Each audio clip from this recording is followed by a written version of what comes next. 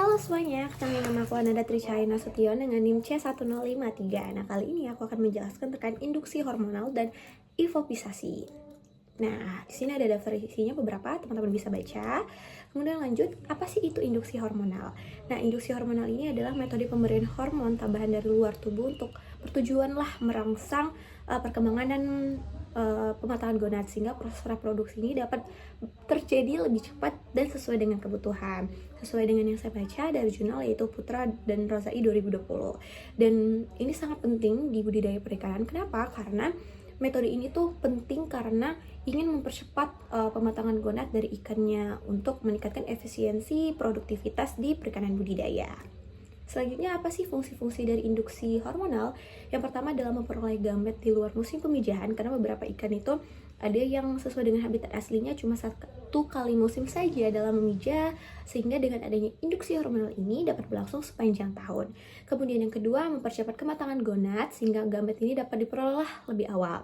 Terus yang ketiga, meningkatkan jumlah dan kualitas produksi benih. Dan yang keempat adalah meningkatkan efisiensi serta mempermudah prediksi waktu reproduksinya. Nah, ada beberapa catatan ya teman-teman. Keberhasilan reproduksi ini merupakan faktor penting dalam kegiatan budidaya, namun tidak semua jenis ikan ini mampu memijah secara alami di lingkungan buatan seperti itu. Sehingga dibutuhkanlah induksi hormonal ini teman-teman untuk mempercepat pemijahan, terus juga pematangan gonad ataupun sebagainya seperti itu. Nah, di selain itu ada namanya hormon. Apa sih itu hormon? Hormon itu adalah merupakan komponen utama dari sistem endokrin yang berfungsi sebagai pembawa pesan biologis untuk mengatur berbagai proses tubuh ataupun fisiologis tubuh. Contohnya seperti metabolisme, pertumbuhan, reproduksi, dan sebagainya. Menurut Bostes et al. 2024 yang saya baca. Kemudian apa aja sih fungsi-fungsi dari hormon ini? Nah, fungsi-fungsi dari hormon ini itu ada beberapa teman-teman. Yang pertama, mengatur pertumbuhan dan perkembangan, mengontrol metabolismenya, proses reproduksinya, menjaga keseimbangan, mempengaruhi aktivitas otak sehingga ini tuh memengaruhi di tubuh si ikannya. Kemudian membantu tubuh merespon stres dan kekebalan seperti itu. Lanjut, ini akan ada mekanisme kerja hormon. Gimana sih mekanisme kerja hormon? Yang pertama, hormon ini diproduksi dulu. Hormon dibentuk dan dihasilkan oleh kelenjar endokrin di dalam tubuhnya sesuai dengan jurnal saya baca yaitu ESMA et al. 2025. Kemudian hormon ini dilepas ke dalam peredaran darah. Selanjutnya, hormon ini dibawa oleh darah menuju sel target yang memiliki respon khusus dan berikatan, sehingga akan ada munculnya respon seperti adanya pertumbuhan, metabolisme, dan juga reproduksi. Nah, di sini ada klasifikasi hormon. Klasifikasi hormon ini berdasarkan tempat kerja terbagi atas dua, yaitu hormon umum dan hormon lokal. Kalau hormon umum itu apa sih? Hormon umum ini diproduksi oleh kelenjar endokrin dan bekerja jauh dari tempat asalnya.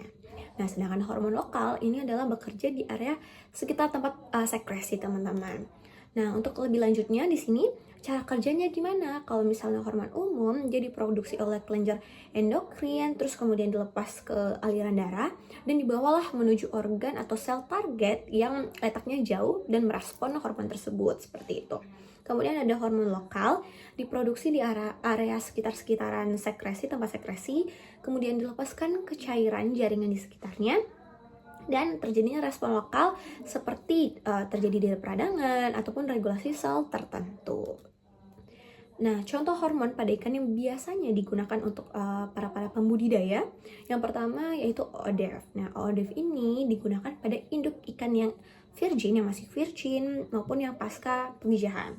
Nah, fungsinya apa aja sih? Fungsinya ini merangsang perkembangan gonad sejak tahap awal gitu, dan berperan dalam gonadal development, maturation, dan rematuration. Jadi, OODF ini tuh bukan hanya untuk pasca pemijahan, tetapi ketika dia masih virgin, itu OODF ini bisa digunakan. Jadi 2 kali penggunaan itu masih bisa, seperti itu. Nah, OODF ini tuh mengandung apa aja? OODF ini tuh mengandung PMSG dan antidopamin sebagai bahan aktif, sehingga proses reproduksi ini tetap akan berjalan dengan baik seperti itu. Nah, selanjutnya ada ovaprim. Nah, ovaprim ini digunakan pada induk ikan yang gonadnya telah matang. Nah, jadi ini fokus ke pasca pemijahan teman-teman. Beda sama OODF, dia bisa juga untuk yang virgin. Nah, fungsinya apa? Mempercepat pematangan akhir oosit, mempercepat pemijahan, meningkatkan keberhasilan reproduksi dan pemijahan, menghasilkan telur yang matang lebih seragam. Dan juga di sini tuh Avaprim memicu pelepasan hormon LH sesuai dengan jurnal saya baca, yaitu Acharjee et al. 2017. Kemudian apa sih itu hipofisa? Dan di mana ya hipofisa itu berada? Hipofisa ini adalah pusat pengendalian utama sistem endokrin dan sering disebut sebagai master gland. Nah, karena kenapa sih dia disebutkan dengan master gland? Karena menghasilkan hormon yang mengatur kerja kelenjar endokrin lainnya seperti berbagai fungsi tubuh kayak pertumbuhan, metabolisme, reproduksi, dan respon terhadap stres lainnya. Nah, di sini daerah sinilah tempat hipofisa ini berada di daerah kepala.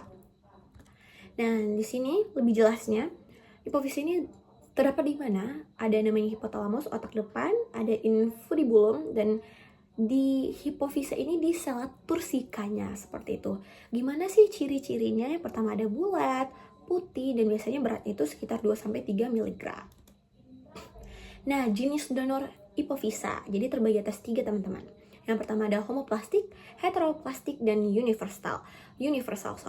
Kalau homoplastik ini tuh lebih ke spesies ikan yang sama seperti ikan mas, ikan lele, ikan salmon, dan sebagainya. Apa sih sisi positif, sisi negatifnya? Kalau sisi positifnya yang pertama, cocok secara fisiologis, efektivitasnya tinggi, dan penolakan ini lebih rendah lah daripada yang lainnya. Setelah itu pasti ada dong negatifnya. Negatifnya itu yang pertama, ketersediaannya terbatas, terlebih lagi ketika indukan itu tuh lagi rendah teman-teman populasinya. Kemudian yang kedua, tidak fleksibel. Nah, yang kedua adalah heteroplastik. Heteroplastik ini ikan yang berbeda lah spesiesnya, beda sama homo itu kan satu ya, kalau hetero tuh banyak, jadi beda spesies gitu. Contohnya seperti ikan salmon dengan ikan lele gitu. Jadi ada sisi positifnya juga, ada sisi negatifnya. Kalau positifnya itu mudah didapat, bisa digunakan lintas spesies tertentu. Negatifnya itu efektivitasnya rendah, tidak sesuai secara biologis, dan perlulah uji coba gitu. Kemudian yang ketiga ada universal. Universal ini adalah spesies tertentu dapat digunakan untuk berbagai jenis ikan.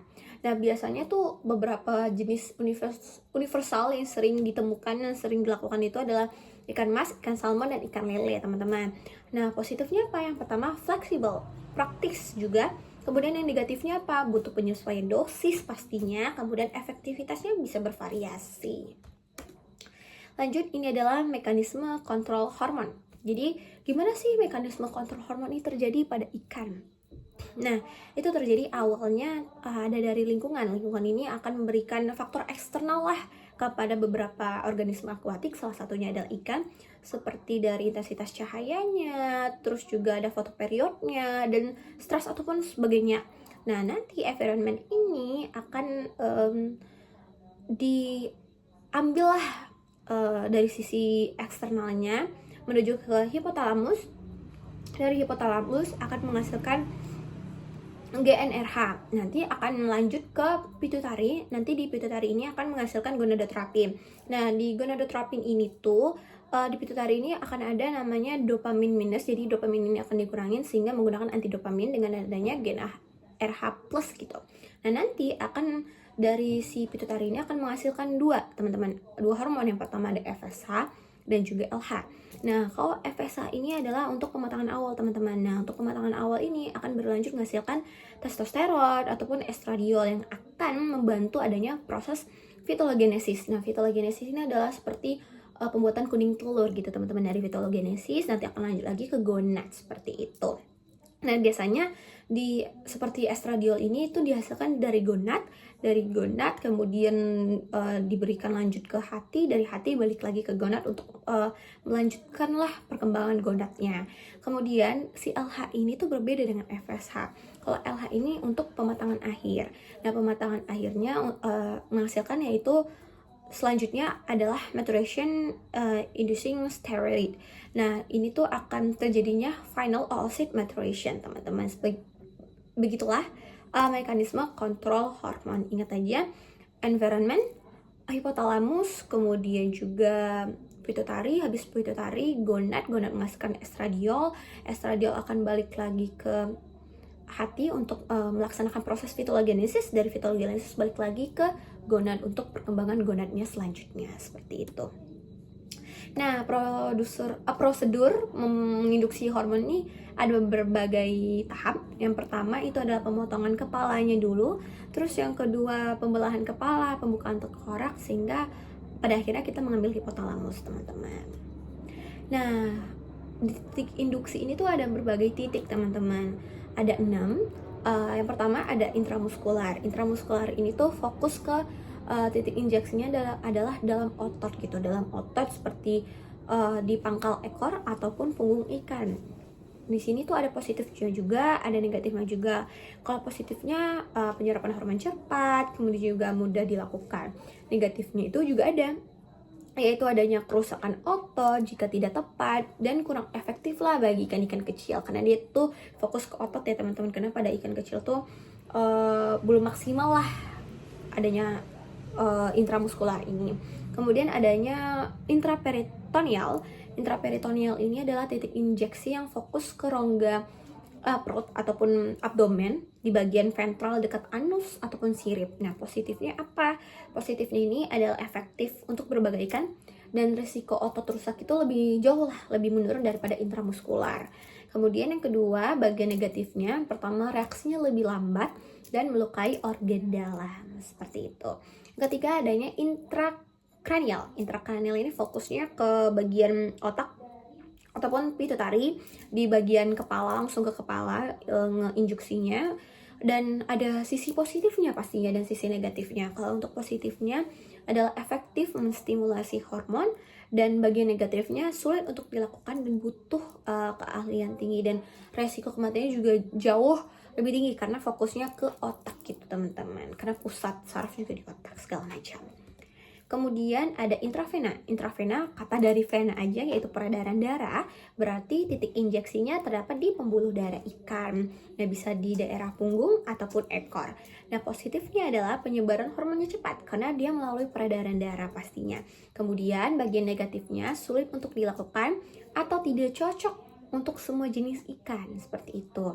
Nah, kemudian selanjutnya titik induksi ke pakan. Jadi mungkin dari teman-teman banyak yang nggak tahu, oh ternyata pakan bisa ya diinduksi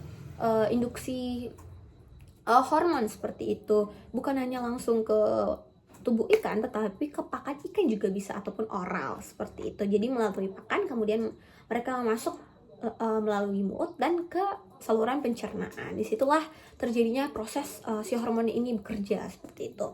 Nah, sisi positifnya yang pertama praktis, kemudian juga tidak menimbulkan stres, dan bagian negatifnya sulit kontrol dosis teman-teman. Dan yang terakhir adalah hormon rusak di saluran pencernaan. Itu bisa saja terjadi. Dan yang terakhir adalah perendaman. Nah, perendaman ini, kata dari perendaman berarti menggunakan air, berarti ikannya direndam, dicampurkan ke lingkungan lah si hormon ini. Di air itu akan dicampurkan hormon seperti itu. Nah, positifnya apa? Mengurangi resiko luka pastinya, karena cuma hanya sesi perendaman aja. Tapi di negatifnya juga pasti ada, yaitu penyerapan tidak merata, seperti itu. Lanjut ke dosis induksi. Nah, dosis induksi ini ada berbagai macam-macam teman-teman. Jadi ada yang ikan lele, ikan mas, ikan patin itu beda-beda. Kalau ikan lele itu 0,5 mg per kilogram, tapi kalau ikan mas itu 0,6, ikan patin itu 0,7. Dan pengenceran hormon dibanding larutan fisiologisnya juga ada 1:3, harus lebih banyak larutan fisiologisnya lah, karena si hormon itu bisa jadi kental gitu teman-teman, sehingga larutan fisiologisnya itu lebih banyak daripada si hormonnya, seperti itu. Kemudian ada dosis hipofisa. Jadi dosis hipofisa ini juga harus diukur lah dengan adanya perbandingan bobot ikan resipien. Bobot ikan resipien ini adalah bobot ikan yang menerima gitu hormon dari ikan donor. Ikan donor ini yang memberikan gitu, dengan adanya perbandingan 1:1,5. Lanjut, ini adalah perhitungannya. Salah satu contoh perhitungannya, diketahui bobot ikan mas betina adalah 5 kg. Ditanya nih, dosis ovaprimnya berapa? Berarti karena dia ikan mas, dosis ovaprimnya 5 kg dikali dong 0,6 mili, sesuai dengan ketentuan bahwasanya ikan mas ini 0,6, berbeda dengan ikan lele 0,5, sehingga 3 mili per kilogram ovaprin gitu, 3 mil ovaprin. Kemudian untuk pengencerannya karena dia 1:3 sehingga 3 dikali 3 aja berarti 3:9 sehingga total dosisnya adalah 12 mili teman-teman. Nah kemudian selanjutnya untuk hipofisa itu diketahui bobot ikan resipiennya adalah 1,2 kg, bobot ikan pendonornya 0,6 kg jika diperkirakan satu ikan itu sebesar bobotnya 0,6 kg.